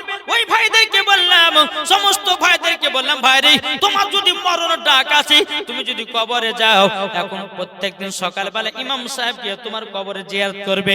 তাইলে বলেন ইমাম সাহেবের জিয়ারত করার কারণে হয়তো তোমাকে জান্নাতে দেবে। তাইলে ইমামের বেতন 3,000 কেন? সমস্ত জালসার শেষ হয়ে গেল, সমস্ত কমিটিদেরকে ডাকলাম, ডাকার পরে বললাম, বলে ভাই ইমাম সাহেবের কন্তব্যকে 10,000 টাকা মাতে বেতন করেন। তখন বাবা ইমাম চলে গেলে বলছে হুজুর আমরা বুঝে গেছি, আমরা সব বুঝে গেছি হুজুর গো, আমরা ইমামের বেতন 10,000 নয়, মাসে 15,000 টাকা বেতন করলাম। জোরে হবে না সুবহানাল্লাহ? ইয়ং ছেলেরা আপনার এত খুশি বাবাজি, প্রত্যেকটা ইয়ং ছেলে যারা রাজমিস্ত্রি করে 30টা রাজমিস্ত্রি আপনার 1,000 টাকা করে দিয়ে বাবাজি 15,000 টাকা মাসিতে 15,000 টাকা ইমাম সাহেবকে দেয়, তাহলে বাবাজি মুসলমান বলুন, ইমামদেরকে ভালোবাসলে আল্লাহ তাদেরকে ভালোবাসবে, আলেমদেরকে মোহাব্বত করলে আল্লাহ তাদেরকে ভালোবাসবে, ঠিক কিনা বলেন? জি। তো বাবাজি মুসলমান সোনা মানিক, আলেম ওলামাদের বেতন বাড়াতে হবে, মাদ্রাসা মসজিদের। আলহামদুলিল্লাহ দেখবেন আলেম ওলামাকে যদি আপনি ভালোবাসেন তো আল্লাহ আপনার বাড়িতে বরকত দিবে। আপনি যদি একজন আলেমকে 2 টাকা খাওয়ান না, তো আল্লাহ আপনার কোন দিক দিয়ে টাকা দিবে বুঝতেই পারবেন না আপনি। জি। তো বাবাজি মুসলমান বাড়িতে বরকত যদি আপনি বাড়তে চান, আলেম ওলামাকে ভালোবাসুন, আলেম ওলামাকে ডেকে নিয়ে এসে বাড়িতে খাওয়ান। আল্লাহ পাক আল্লাহ তাআলা বলছে, একজন আলেম যদি কোনো বাড়িতে প্রবেশ করে তার সঙ্গে বাবা 40টা ফারিস্তা যায়, যেটা বলে। একজন তালেবে ইলম যদি কোনো বাড়িতে প্রবেশ করে 70টা আপনার কিনা ফারিস্তা তার পেছনে পেছনে যায়, যেটা বলে। আসুন বাবা, আমরা সকলে আলেম ওলামাদেরকে মোহাব্বত করব, আলেম ওলামাকে ভালোবাসবো, ইনশাআল্লাহ দেখবেন মরার পরে জান্নাতি। কাল কিয়ামতের ময়দানে যে যার সঙ্গে বন্ধুত্ব করেছে তার সঙ্গে তার হাসর হবে। একজন আলেমের সঙ্গে যদি কেউ বন্ধুত্ব করে তো আলেমের সাথে হাসর হবে। একজন মদখোর সঙ্গে যদি আপনার বন্ধুত্ব করে তো আর মদখোর সঙ্গে হাসর হবে। একজন চুগলখোরের সঙ্গে যদি আপনার বন্ধুত্ব রাখে ওই চুগলখোরের সঙ্গে তার হাসর হবে, ঠিক কিনা বলেন? তাহলে আপনারা বলুন, আলেম ওলামার সঙ্গে থাকুন, কিছু মাসলা মাসাইল শিখুন। এখন অনেকে বাবা যে পাবলিক ছেলে বাবা যে গোসলের ফরজ পর্যন্ত জানে না গো। কি জানে? 12-13 বছর হয়েছে কিনা আব্বা কাছে আব্বা বিয়ে করবো, অমনি ওই সময় তো বলতে গোসল ফরজ বলে। যতক্ষণ গোসল ফরজ না হবে ততক্ষণ তোর বিয়ে দিব না। আচ্ছা ও শিখবে না? শিখবে না গো? কি গো, শিখবে কি শিখবে না? ইনশাআল্লাহ শিখবে। এখানে কালিয়া চকে বাবা জালসা করে যে একজন ছেলে বলছে ভাই ফজর গোসল জানো? তো কেউ কিছু বলছে না। একটা ছেলে হুজুর জানি, তো বলো তাহলে। হুজুর জানে? আরে বলো জানো তো। হুজুর গোসলের ফরজ হলো 3টে। আমার মনে হচ্ছে বলে তো দিলে রে। এখন ওকে বলছে তাহলে গোসলের ফরজ 3টেতে কি কি বলো? হুজুর জানে, বলো না কি কি। হুজুর তেল সাবান গামছা। বলছে কি তেল সাবান গামছা। আমার ভাই বসো বসো, তোমাকে যদি উজুর ফরজ হতে চাই তুমি যে কি জেলে এসে ভিড়াবে আল্লাহ মালিক জানে। বসো ভাই, আর বলতে হবে না তোমাকে, তুমি কত জানো বোঝা হয়ে গেছে। হ্যাঁ, তো বাবাদের মুসলমান একটা কথা আপনাদেরকে বলি, আমাদের মেন সমস্যার কথা জানেন, এই যে আমরা গোসলের ফরজ আমরা জানি না। এখন স্বামী স্ত্রীর লজ্জা করলে হবে না বাবা, শিখতে হবে। স্বামী স্ত্রীর ভিতরে যেটা সহবাস হয়, সহবাস হওয়ার পরে বেরাদার ইসলাম যেটা ফরজ গোসল হয়, অনেকে মহিলা অনেকে ভাইয়েরা জানে না। আর না গোসলের ফরজ যদি 3টা সঠিকভাবে আদায় যদি না করতে পারেন, আপনি নাপাকে থেকে গেলেন। আর আপনি যদি না জানেন আর আপনি যদি নামাজ পড়তে জানেন তো নামাজ হবে? রোজা করতে গেলে রোজা হবে। তাই সর্বপ্রথম আপনাদেরকে বলতে চাই, মাদ্রাসা আছে, সকালে গিয়ে আলেমদের কাছে বসুন, হুজুর গোসল ফরজ একটু বলেন না, আমি শিখবো। আচ্ছা বলবে কি বলবে না? একটা আপনাদের কথা বলি, এই দূরে মৌমাছির চাক আছে, মৌমাছির চাক আছে, আপনি দূর থেকে মধু খাবো, মধু খাবেন কি পাবেন? পাবেন না। মৌমাছির মধু খেতে গেলে ওই মৌমাছিগুলোকে তাড়াতে হবে, ওই মৌমাছি থেকে আপনার মধুগুলোকে সংগ্রহ করে নিয়ে এসে খেতে পাবেন। যেমন আলেমের কাছে গেলে একটা যদি কথা বলেন মধুর মতো ঝরে ঝরে আপনাকে বুঝিয়ে দেবে। জোরে বলুন না সুবহানাল্লাহ। বাবাজি মুসলমান ভাইরাও, এ সোনা মানিকেরাও, আপনাদেরকে কথাটা বলবো, গোসলের পর সঠিকভাবে করবেন। আমার মায়েদেরকে বলতে চাই, আমার ভাইদেরকে বলতে চাই, এই গোসলের পরটা সঠিকভাবে আপনাদেরকে বুঝিয়ে দেওয়ার পরে আবার একটু জীবন থেকে আগে যাব। একবার দুরূদ শরীফ পাঠ করুন, আল্লাহুম্মা সাল্লি আলা সাইয়্যিদিনা মাওলানা মুহাম্মদ ওয়া আলা আলি সাইয়্যিদিনা মাওলানা মুহাম্মদ সাল্লাল্লাহু তাআলা সাল্লাম। তাই আপনাদেরকে বলতে চাই, ও যুবক ভাই, আর ফ্রি ফায়ার পাবজি খেলিও না, আর গুনার কাজ করিও না। ইসলামের ভিতরে কিছু শিক্ষা অর্জন আছে, তোমরা সে শিক্ষাগুলো অর্জন করো। আজ অনেক যুবকের আপনার ফ্রি ফায়ার পাবজিতে পাগলা, সবাই মোবাইলে পাগলা। এখনকার আমার মা বোনেরাও বাবা মোবাইল নিয়ে পাগলা, ঠিক কিনা বলেন? সবাই মোবাইল নিয়ে ব্যস্ত রে বাবা, আটকারা বাটকারা 1 কেজি 2 কেজি সবাই মোবাইল নিয়ে ব্যস্ত। বাবা যে মুসলমান, এই কারণের জন্য দুনিয়াটা ধ্বংস হচ্ছে রে বাবা। এ সোনা মানিকেরা, ও ভাই, তা আপনাদেরকে বলতে চাই, গোসলের ফরজ ঠিকভাবে 3টা জেনে নাও। আর যদি সঠিকভাবে গোসলের ফরজ না করো, তোমাকে নাপাক হয়ে দুনিয়া থেকে বিদায় নিতে হবে। আর আমার আল্লাহ বলছে, কোন ব্যক্তি যদি নাপাকের অবস্থায় মাটির উপরে বেড়ায়, মাটি বাবা হাও হাও করে কান্না করে। আল্লাহ বলছে, ওগো মাটি তুই কান্না করছিস কেন? মাটি তখন বলে, আল্লাহ গো, আমার প্রতি বান্দাটা নাপাক গায়ে শুধু দোলা বাড়াতেছি। মাটি বলে, আল্লাহ আমি সহ্য করতে পারি পারছি না। আমার আল্লাহ তখন বলে মাটি রে তোর কাছে তো একদিন যাবে, ডান দিকের হার বাম দিকে করবি, বাম দিকের হার ডান দিকে করবি, আটার মতো তাকে পিছায়া দিবি। সেই দিন বুঝবে না পাক অবস্থা থাকা কত বেদনা। কি গো ঠিক না? এবার চলেন, গোসল ফরজ হলো তিনটে। কটা? এই জোরে কথা বলেন না। তিনটে।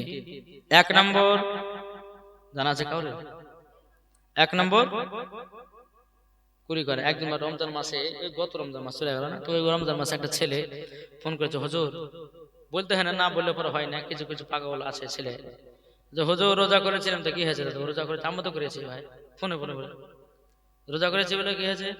হুজুর রোজা অবস্থায় ঘুমিয়েছিলাম তো একটু শরীর নাইট ফলস হয়ে গেছে, তো কি করবো হুজুর, রোজাকে থাকলো না ভাঙলো না কি হলো? আমি বলছি ভাই ইচ্ছা করি তো না স্বপ্নের মাধ্যমে? যেহেতু স্বপ্নের মাধ্যমে তাহলে এক কাজ করো, ফরজ গোসল করে লাগো যাও।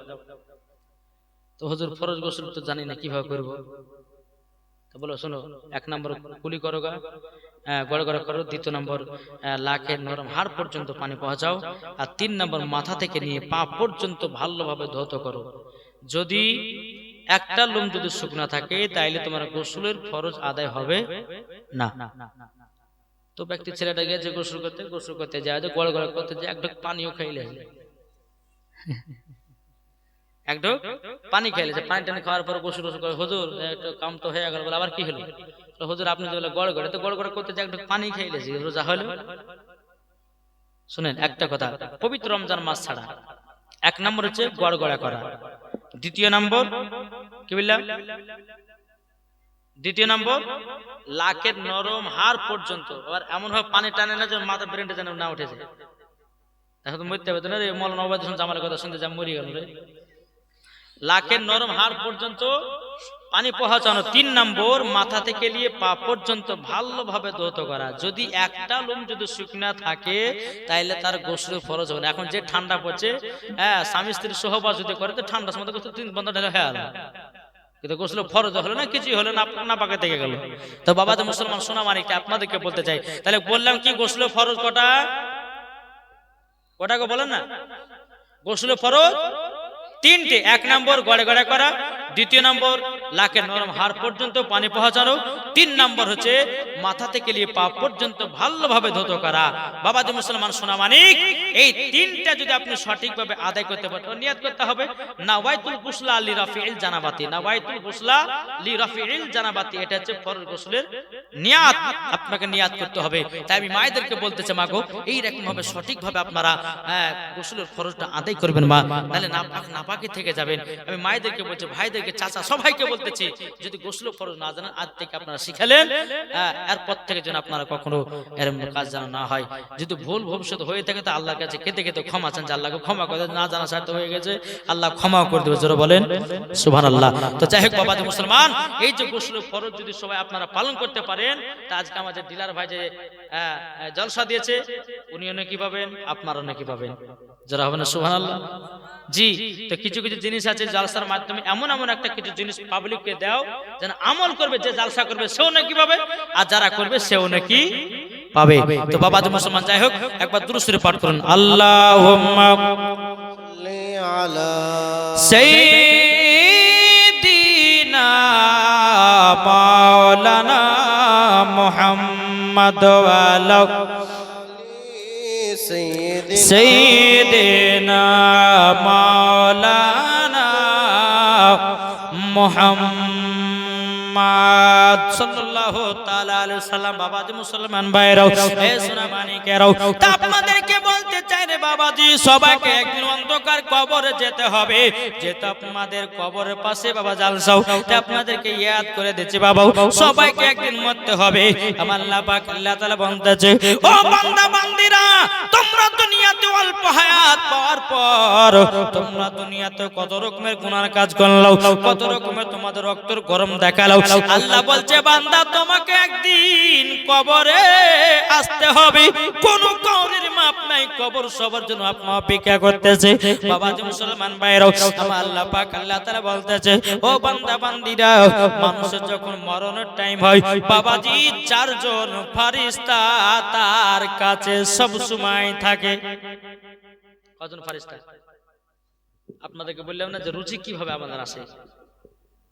জি, একজন মানুষ যখন মৃত্যুর সঙ্গে যখন পাঞ্জা লড়ে, তো ওই মৃত্যু ব্যক্তির কাছে একটা না দুটো না চারটা ফারিস্তা তার কাছে হাজির হয়। কটা গো? জি, চারটা ফারিস্তা আপনার এক জায়গাতে হাজির হয়। একজন ফারিস্তা বলে, গো আল্লাহর ফারিস্তা, কি ব্যাপার আপনার এই জায়গাতে দাঁড়িয়ে কেন? তখন একজন ফারিস্তা বলে, গো আল্লাহর নেক বান্দা, আপনার নিঃশ্বাসকে বন্ধ করা হয়েছে। কোন পৃথিবীর কোণা থেকে আপনার নিঃশ্বাস দূরে পাওয়া গেল না, নিঃশ্বাস বন্ধ করা হয়েছে। এই কথাটা বলে ফারিস্তারা আপনার চলে যায়। আর একজন ফারিস্তা বলে, আল্লাহর নেক বান্দা, তবে শুনো গো, তোমার দুনিয়াতে তোমার জন্য পানি খুঁজে পাওয়া গেল না, সারা পৃথিবীর জায়গাতে ঘুরলাম, পানি কোন জায়গায় পেলাম না, তোমার জন্য পানিও বন্ধ করা হয়েছে। আর একজন ফারিস্তা আপনার বলে, বলো গো আল্লাহর বান্দা, আপনার দুনিয়াতে কোনো খাবার নাই, খাবারও বন্ধ করা হয়েছে, কোন জায়গাতে খাবার পেলাম না, কোন জায়গাতে খাবার পেলাম না। বাবাজি এইরকম তিনজন ফারিস্তা বলে আপনার চলে যায়। চার নম্বর ফারিস্তা বলে, হে আল্লাহর নেক বান্দা, আর তোমার দুনিয়াতে হায়াত নাই, কোন জায়গায় হায়াত পেলাম না, কোন জায়গাতে হায়াত পেয়ে গেল না। এখন সিদরাতুল মুনতাহা একটা বাবাজি সোনালী কালারের গাছ আছে, ওই গাছটাতে বাবাজি একটা পাতাতে যার নাম লেখা থাকবে, ওই পাতাটা ঝরে পড়ে যায়, তখনই তার মরণের টাইম হয়ে যায়। ও বাবাজি মুসলমান ভাইরাও, ও আমার সোনা মানিকেরাও, আপনাদেরকে বলতে চাই রে বাবা, মরণের সময় কত রকম আপনার কত রকম মনে করে, কিন্তু বাবারে এ সোনা মানিক, যখন মরণের টাইম যখন চলে আসে, আল্লাহ গো আমি কেন নামাজ পড়লাম না, আল্লাহ গো কেন আমি রোজা করলাম না, আল্লাহ গো কেন ভালো কাজ করলাম না, আল্লাহ গো কেন আমি নেকির কাজ করলাম না। মরণের সময়তে বাবা সবাই তখন বুঝতে পারে, কবরে যখন যায় তখন আরো বুঝতে পারে। যুবক ভাইরা আপনাদেরকে বলতে চাই, আপনারা নামাজ পড়েন 5 ওয়াক্ত, কে কে একটু হাত তুলে দেখেন। 5 ওয়াক্ত নামাজ কে কে পড়ে? লজ্জা না ভাই, নামাজ সবাইকে পড়তে হবে না, হয় না? কি পড়েন আপনারা? আচ্ছা বলতো জুম্মা কে কে পড়ে? জুম্মা নামাজ পড়েন না? কি গো, জুম্মা নামাজ পড়েন কি? একটা হাত তুলেন না।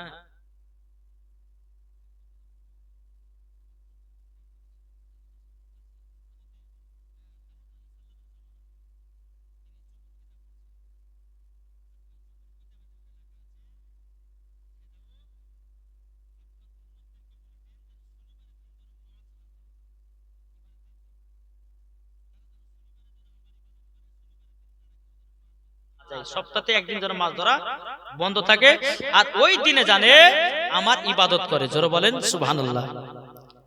তো হযরত দাউদ আলাইহিস সালাম তিনি কি করলেন? বেরাদর ইসলাম সমস্ত তিনার উম্মতদেরকে ডাকলেন, ডাকার পরে বলছে, এই উম্মতরা শোনো, বনি ইসরাইল কওমের যারা মানুষ ছিল তাদেরকে বলে, শোনো, তোমরা শনিবারের দিন ইবাদত করতে আসবে আমার কাছে, আল্লাহর ইবাদত করব, শনিবারের দিন কেউ মাছ ধরতে যাবে না। কিছু কিছু ব্যক্তি মানলো, কিছু কিছু ব্যক্তি মানলো না। বাবাজি এক সপ্তাহ তারা মাছ ধরলো, তারপর সপ্তাহে আবার দাউদ আলাইহিস সালাম বললেন যে তোমরা কেউ মাছ ধরতে যেও না শনিবারের দিন, অতপক্ষে শনিবারের দিন কেউ মাছ ধরবে না।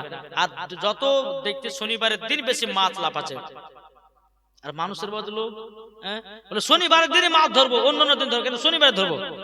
হযরত দাউদ আলাইহিস সালাম বললেন, হে বনি ইসরাইল কওমের মানুষেরা শোনো, তোমরা যদি মাছ ধরতে যাও তাহলে তোমাদের একটা শরীরে বিপদ হতে পারে, বলে যা হবে দেখা যাবে। তারা জোর জবরদস্তি আপনার মাছ ধরতে গেছে শনিবারে, বাবা যে মাছটা ধরেছে বাজারে বিক্রি করে অনেক টাকা পয়সা লাভবান করেছে, রাত্রে বেলা আপনার বিছানায় ঘুমিয়ে গেছে, সবাই বান্দর হয়ে গেছে। বান্দর বান্দর, তাহলে আল্লাহর হুকুমকে মানলো না, তার জন্য কি হলো?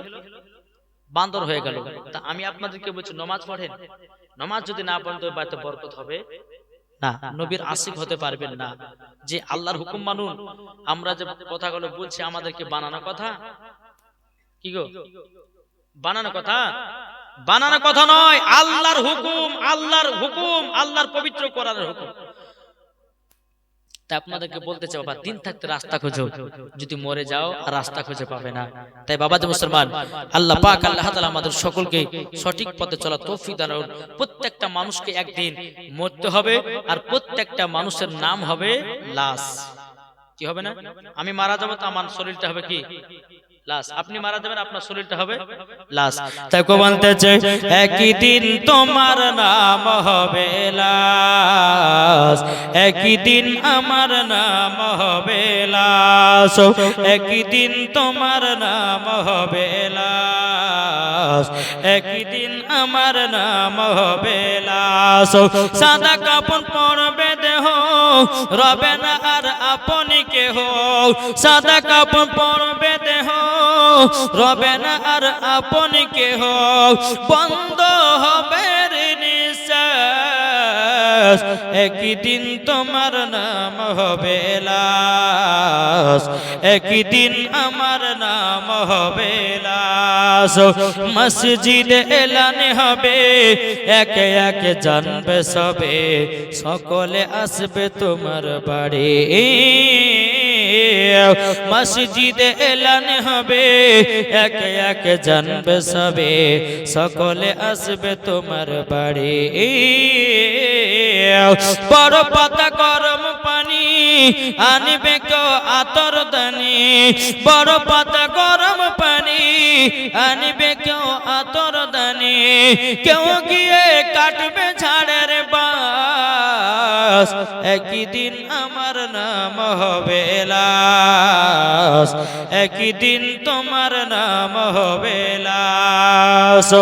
জানা যায় শরিক হবে কত বন্ধু বান্ধব, তিন চুলো মাটি দিবে ভাই, জানা যায় শরিক হবে কত বন্ধু বান্ধব, তিন চুলো মাটি দিবে ভাই।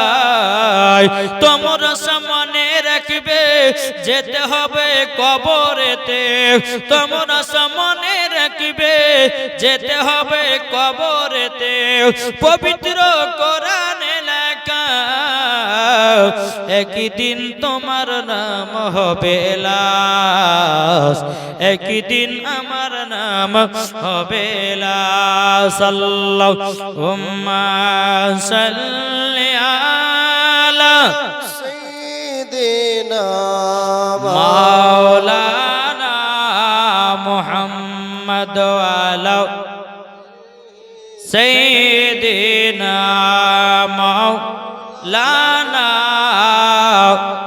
মুহাম্মদ সাল্লাল্লাহু তাআলা আলাইহি সাল্লাম। বাবা যে মুসলমান ভাইরাও, এবার আমি মায়েদের একটু ওয়াজ করব। এ মা কালা, ও সোনামানিকেরাও, ও গো মা জননীরাও, নারী যদি হতে হয় হযরত রাবিয়া বসরির মতো নারী হও, নারী যদি হতে হয় হযরত আসিয়ার মতো নারী হও, নারী যদি হতে হয় হযরত মারিয়মের মতো নারী হও, নারী যদি হতে হয় হযরত মা হাওয়ার মতো নারী হও, নারী যদি হতে হয় খাতুনে জান্নাতের মতো নারী হও, মরার পরে জান্নাতে জান্নাতে জোর বলেন কি ঠিক না? জি বাবা যে মুসলমান, আমি মায়েদেরকে বলতে চাই, মা গো, যদি খাতুনে জান্নাতের মতো যদি এক শিখি যদি হতে পারে, তোমার আল্লাহ বলতেছে ওই নারীকে খাতুনে জান্নাতের সঙ্গে জান্নাতে দেব, জোর বলেন। আর সমস্ত মায়েদের সর্দারানকে, মহিলাদের সর্দারকে, এটা জোর বলেন না। কোন মহিলা যদি মা ফাতেমাকে স্মরণ করে চলে, জান্নাতি না জাহান্নামী? জান্নাতি। এ মা খালা, সিরিয়ালের নায়িকাদেরকে নিয়ে চলেন জি, যিনি হচ্ছেন খাতুনে জান্নাত, সেই খাতুনে জান্নাতের সঙ্গে দিওয়ানা হও, তুমিও জান্নাতি হবে, জোর বলেন। বাবা মুসলমান, যেই মা ফাতেমা রাদিয়াল্লাহু তাআলা নাও, তিনি জীবন কোনদিন বাবা এক ওয়াক্ত নামাজ কাজা করতে নাও, আর আমাদের ঘরের মা বোনেরা জীবন কোনদিন সিরিয়াল কাজা করে না। এদিকে মায়েরা ভালো, সিরিয়াল কি মানে তাইতে বুঝে না, কি গো বুঝে? এদিকে সিরিয়াল নাই, আমি জানি তো। বাবা মুসলমান, হে সোনা মানিকেরাও, তাই মায়েদেরকে বলতে চাই, ও মা জননীরা, মা ফাতেমা রাদিয়াল্লাহু তাআলা আনহার মতো নারী হন, তাইলে মা গো মা মরার পরে জান্নাতি হবেন। এ বেরাদর ইসলাম মুআদ্দাস মানিকেরাও, যে মা ফাতেমা রাদিয়াল্লাহু তাআলা আনহাকে বাবাজি সম্মান দিয়েছেন আমার আল্লাহ, জোরে বলেন না সুবহানাল্লাহ। একদিন ইমাম হাসান ইমাম হোসেন বাবা বাবাজি একদিন ধুলা মাটি নিয়ে আপনার খেলাধুলা করতেছে, একদিকে আপনার বেশি ধুলো, একদিকে আপনার কম ধুলো। ইমামে হাসান বলতেছে আমি বেশিটা নিব, ইমাম হোসেন বলছে না আমি বড়টা নিব, ইমাম হাসান বলছে না আমি বড়টা নেব। বাবাজি দোনো ভাই বলছে ভাই তাহলে এক কাজ করো, চলো আমার মায়ের কাছে চলো, মায়ের কাছে ফয়সালা নেব কে বড় কে ছোট।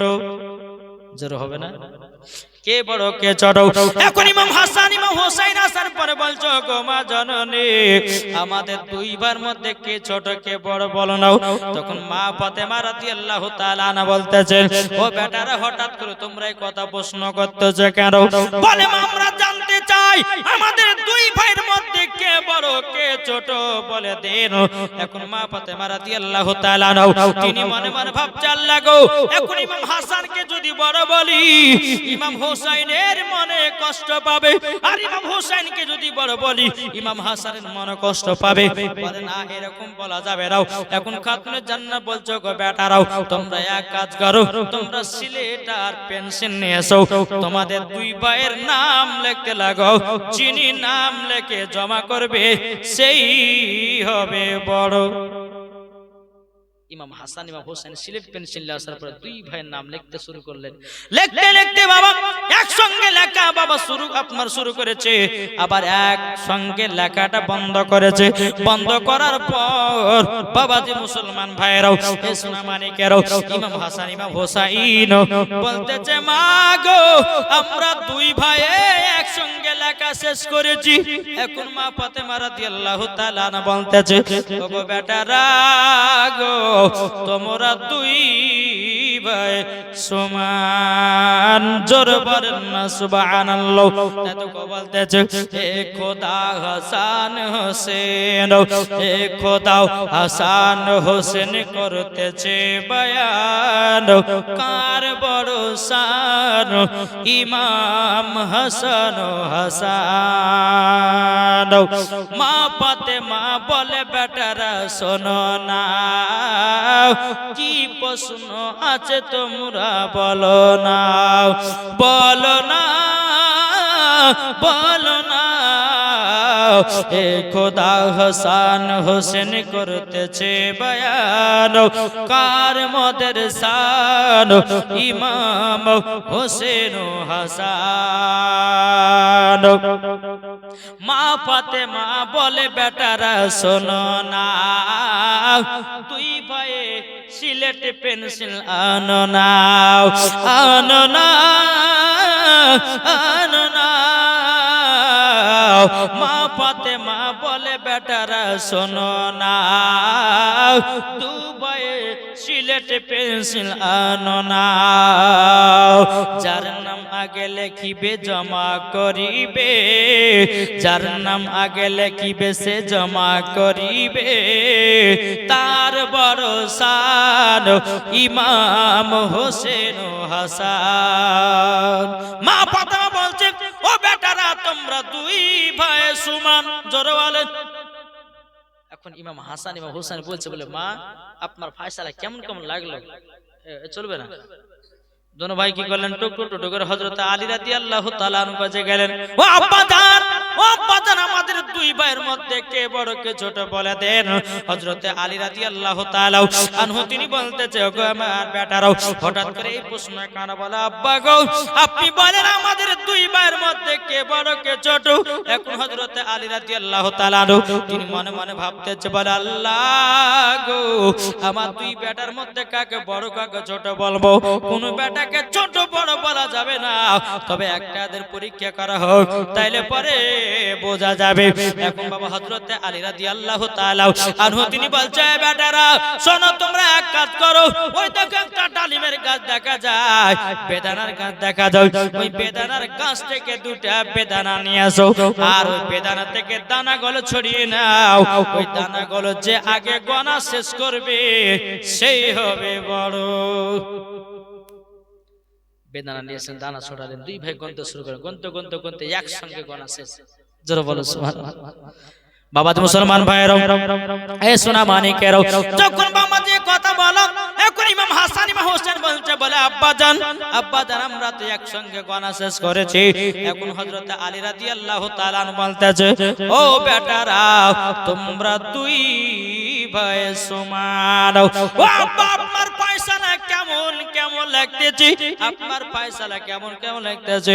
এখন আমরা যাব নানাজির কাছে। নানা যেটা ফয়সালা দিবে ওটাই হলো সঠিক ফয়সালা। জোর বলেন। এখন ইমাম হাসান ইমাম হোসেন বাবা টুক টুক টুক করে আপনার চলতে লেগেছে।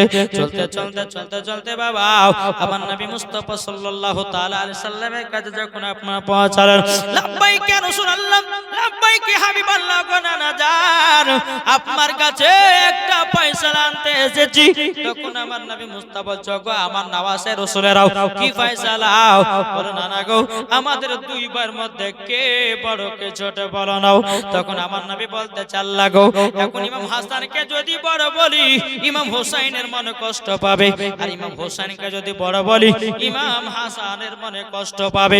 আমি কাউকে দুঃখ কষ্ট দিতে পারবো না।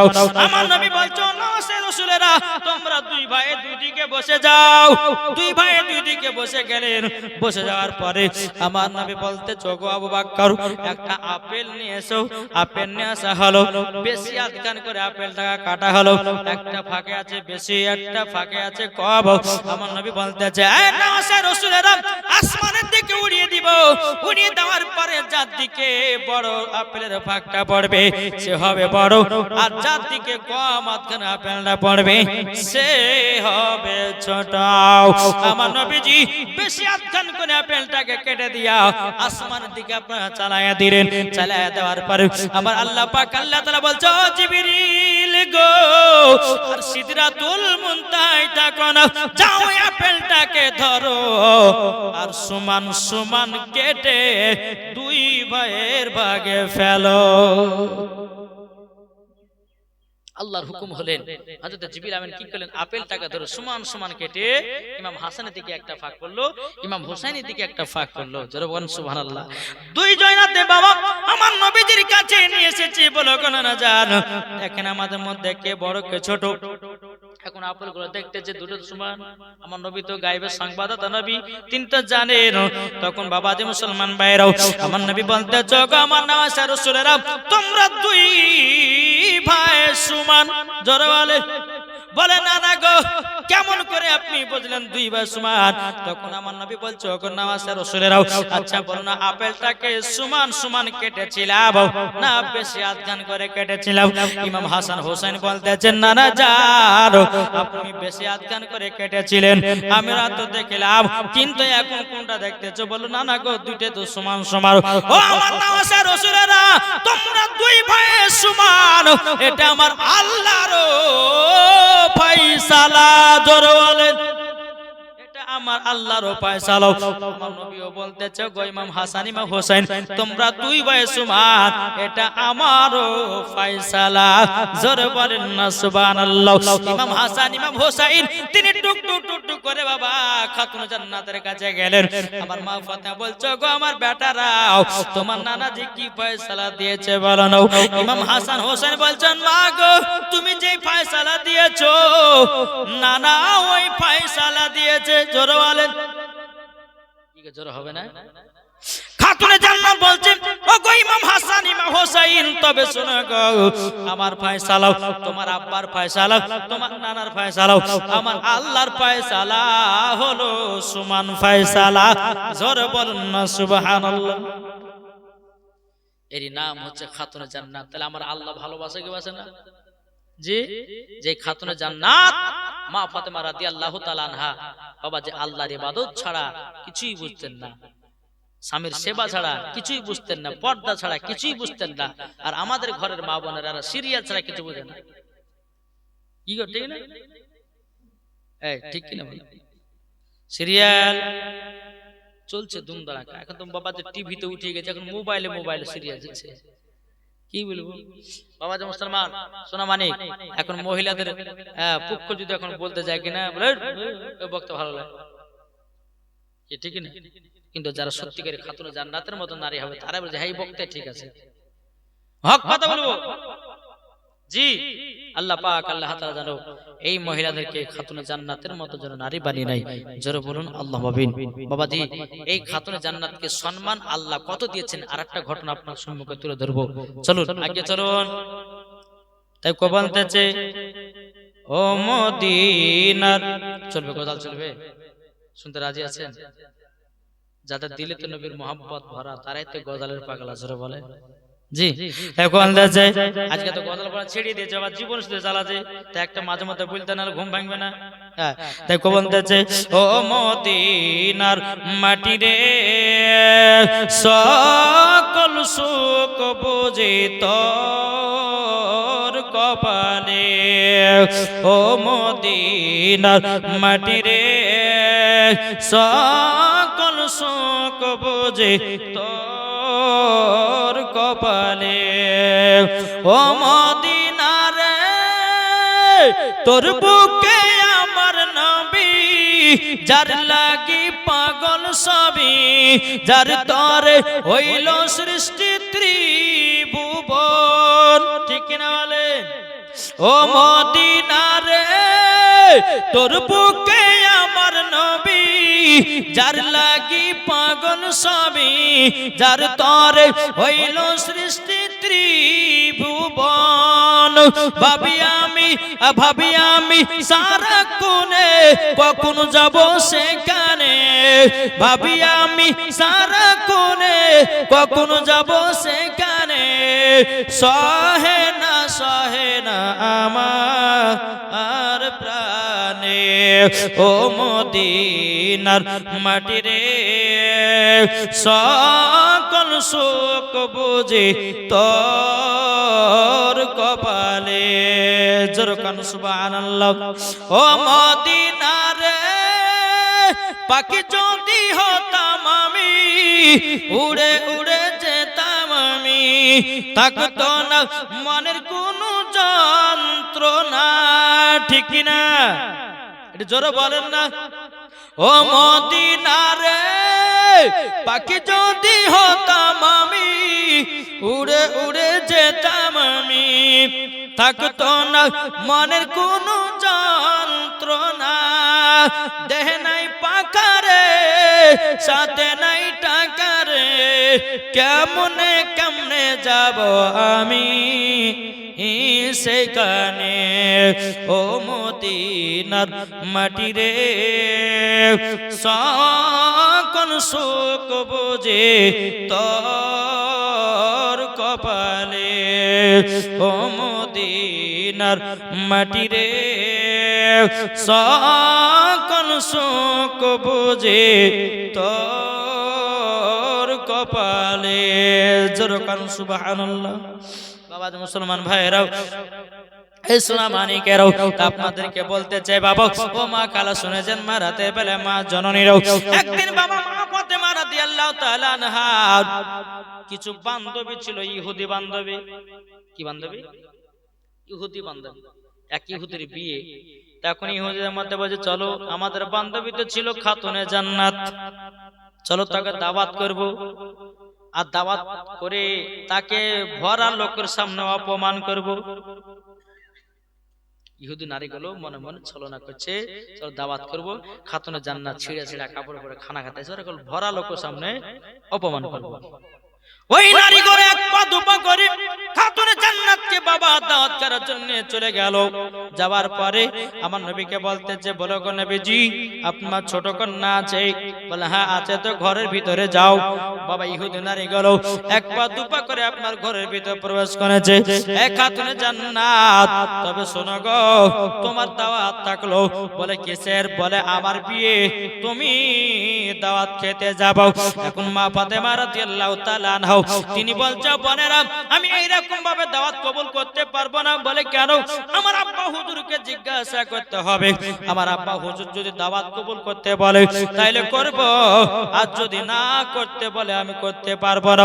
এখন খাতুনে জান্নাত ঘর থেকে বেরিয়ে এসে বলছে আব্বা জান গো, ও গো আব্বা জান আমার বান্ধব বান্ধবীরা এসেছে আমাকে দাওয়াত করার জন্য।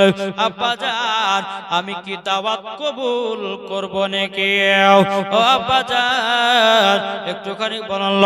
আমার নবী বলছে বেটি ফাতেমা যাও দাওয়াতটা কবুল করে নাও। আপনারা হয়তো বলবেন যে হুজুর ইহুদির বাড়িতে খাতুনে জান্নাত খানা খেতে গেলে কেন? আরে বাবা কেন গেল এটা তো একটু পরে বুঝতে পারবেন বাবা। এখন আমার নবী মুস্তাফা বলছে বেটি যাও দাওয়াতটা কবুল করে নাও। এখন বাবা তার বান্ধবীদের সামনে এসে বলছে ওগো বান্ধবীরা ঠিক আছে তোমাদের দাওয়াত আমি কবুল করলাম। এখন ইহুদি নারীগুলো বাড়ি থেকে বিদায় করে রাস্তাতে বলতে বলতে যাচ্ছে, বলে খাতুনে জান্নাত যেমনই আসবে তেমনই তাকে অপমান করব। এই তাদের মনে ছিল না। এখন খাতুনে জান্নাত মা ফাতেমা রাদিয়াল্লাহু তাআলা আনহা তিনি বাবাজি এশার নামাজ পড়ে নেওয়ার পর কিছুক্ষণ পর তাহাজ্জুদের নামাজ পড়ে গভীর রাত্রিতে আল্লাহর কাছে হাত তুলে দোয়া করতে লেগেছে। বলে আল্লাহ ওগো রব্বুল আলামিন, আল্লাহ গো সকাল হলে পরে আমাকে ইহুদিদের বাড়ি ইহুদি নারীদের বাড়ি খানা খেতে যেতে হবে, দাওয়াত খেতে যেতে হবে, কিন্তু আল্লাহ গো আমার কাছে সেরকম তো ভালো কোনো পোশাক নাই। আল্লাহ আমার তো কোনো ভালো পোশাক নাই। আল্লাহ গো আমাকে একটা ভালো পোশাক যদি ব্যবস্থা করে দিতেন আমি বড় আনন্দিত হতাম। আর দেখবেন বাবা মা বোনেরা যত সাজে তত মজা লাগে দেখতে। আমার মা বোনেরা দেখবেন বাবা যত নতুন কাপড় থাকুক না কেন ডিজাইনের জামা পেলে পরে আবার একটা কেনার জন্য ছটফট ছটফট করে, কি করে না? কি করে না? অনেকজন করে বলে আব্বা এ দেখেন অমুক জন আমাকে বেটু অমুক জামা লেছে আমাকে কিনে দেব, মানে চোখে ঘুম নাই। জি আর যতগুলি বাবা যে ঈদের সময় মেয়েরা কাঁদে সব চোখে আপনার দূরবীনতে আপনার সার্চ করে দেখবেন প্রত্যেকটা মেয়েদের চোখের পানিতে বাজে সমস্ত জামার কান্না সব, বুঝেছেন না? জি এদিকে খাতুনে জান্নাত দোয়া করছেন গভীর রাত্রিতে, এদিকে হযরত বেলাল আযান দিয়েছেন আসসালাতু খায়রুম মিনান নাওম।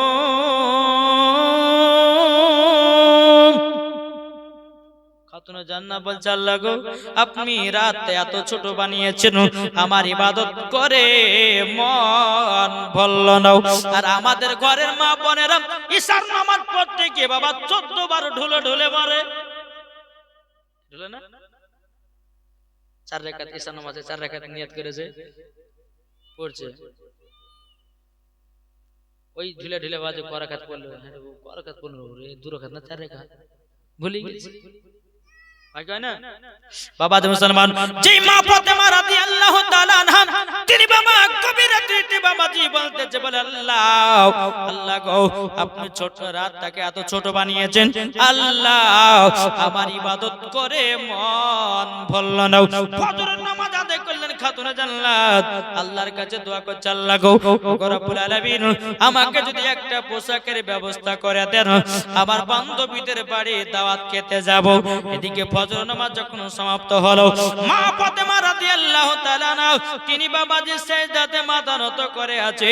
আমার নবী মুস্তাফা নূরে মুজাসসাম নবী কামলিওয়ালা মক্কি ও সরদার আহমদ মুক্তার নবী মুহাম্মদ রাসূলুল্লাহ সাল্লাল্লাহু তাআলা আলাইহি সাল্লাম তিনি বাবাজি কি করলেন? বাবাজি নবী আমার নামাজ পড়ে হুজরা মুবারক থেকে এক পা দুপা করে খাতুনে জান্নাতের বাড়ির কাছে হাজির হলো। বাবাজি মুসলমান ভাইরা আমার নবীজি দরজা খটখট করে আওয়াজ দেয়, বলে বিটি ফাতেমা আমি তোমার আব্বা এসেছি, বিটি দরজা খোলো।